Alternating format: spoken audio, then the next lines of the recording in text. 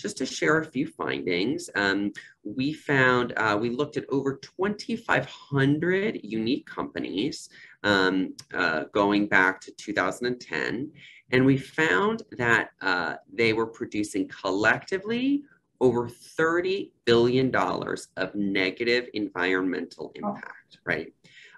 Just to put it into magnitude, over 860 of these companies delivered more environmental damage than operating profit.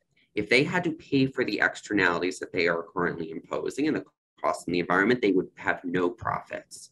1,400 of these companies deliver environmental damage equivalent to a quarter or more of their profit. These are big, big numbers, right? And if a company was not adequately managing, the closest comparable would probably be, raw materials or, oil for airlines, right? Or human capital for, a professional services firm. If organizations were not properly managing those types of costs or,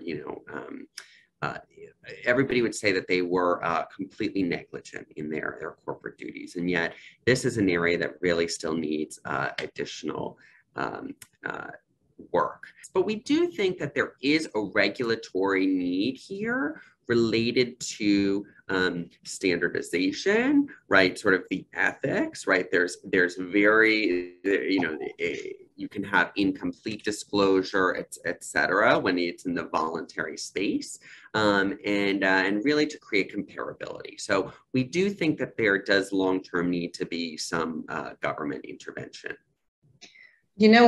On this, when we come to regulators, they usually say, well, it's a free market. We will not interfere in the free market. And what would you say?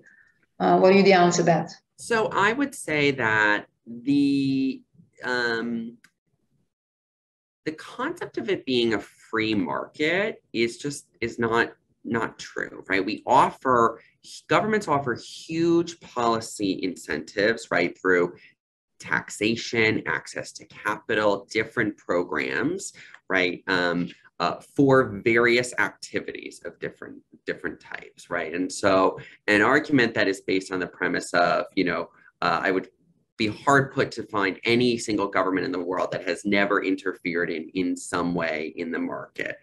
The other thing of it is that the government in many cases exists, the social contract that we have with our government is that they exist to protect and provide the rules, right, in the public interest, right? Sort of there's a public interest element. And right now there are huge untaxed, right, or unrecorded damages, right, that are being imposed upon society more broadly, right?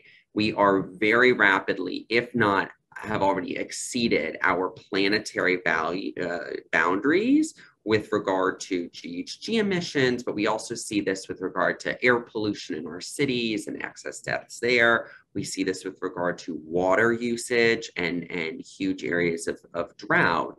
And so my view is that the government absolutely has a role to protect the public, right, by requiring this type of disclosure.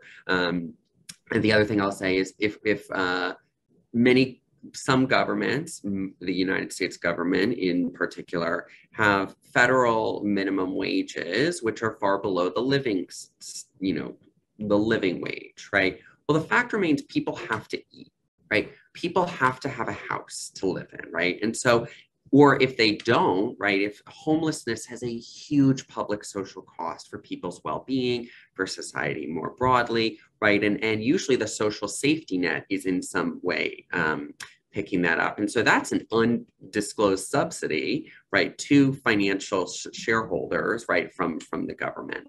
And so I would actually argue that in many ways, this is trying to make the market more efficient, right, by providing the appropriate level of disclosure and transparency so that capital can be allocated toward the areas of greatest societal total benefit. Oh, that sounds really good. Do you think the SEC's new law is a part of this new regulation that is probably coming up? I think it's a start. We just submitted a comment letter. We were very supportive. When I think about where we were and what this is proposing, it is a really sort of forward-thinking move here. I will say that we are certainly expecting, I believe the SEC commissioners are expecting there to be fierce resistance and potentially some lawsuits